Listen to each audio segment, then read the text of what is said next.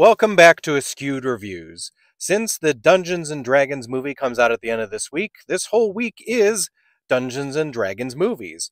So today we are doing the 2005 action-adventure fantasy Dungeons & Dragons Wrath of the Dragon God. As for the trivia question for today, what competing role-playing game to D&D do they make a reference to in this movie? The answer will be at the end of the video. In the film, they managed to get Bruce Payne back to play the character of Damodar from the first film. Although he doesn't have his blue lipstick anymore, he is apparently risen from the dead and in possession of the Orb of Falazor, which he is using to try to awaken the Draco-Lich Falazor.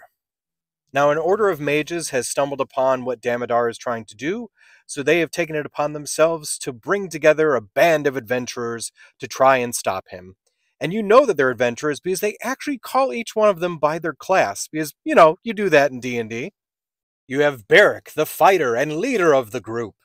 You have Lux, the barbarian, who looks like she's doing a YouTube makeup tutorial. Dorian, the cleric, who should have taken that makeup tutorial, as the two lines on his head are not symmetrical and it drove me crazy the whole time. You have Ormeline, the wizard, who is quite pretty, and that's about it, as they decided not to give her much character development. There's also Nim, the rogue, who's a bit rough around the edges, but becomes more of a cuddly teddy bear by the end. And finally, there's Melora, the wizard.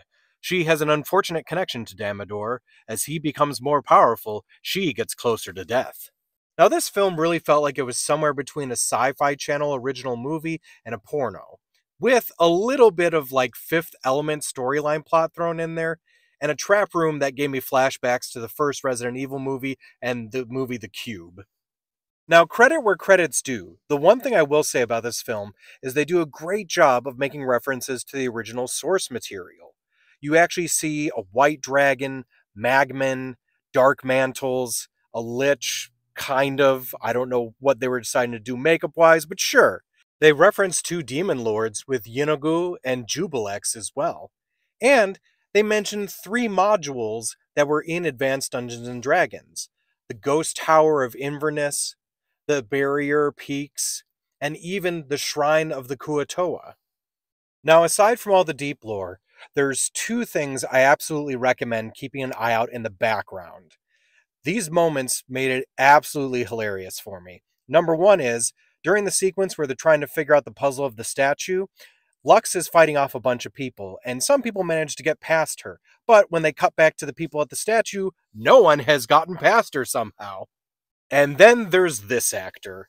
He's only in a couple scenes, but absolutely keep an eye out for him, because the facial expressions that he makes are absolutely hilarious and had me rolling on the floor because of how ridiculous they are in the scene.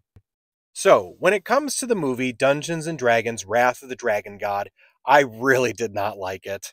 Apparently some people must have, though, because there was talks of making a spin-off television series where it was based on the heroes and even bringing Dorian back resurrected. But I am going to give this movie a 1 out of 5. Now, as for the trivia question, what competing role-playing game to D&D do they make a reference to in this movie?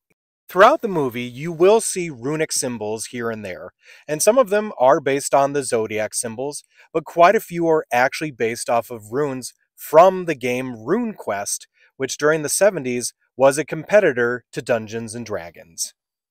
I hope you enjoyed this episode of Askewed Reviews. If there's a movie you'd like to see get a review, just mention it in the comments. But as always, like, comment, share, and subscribe.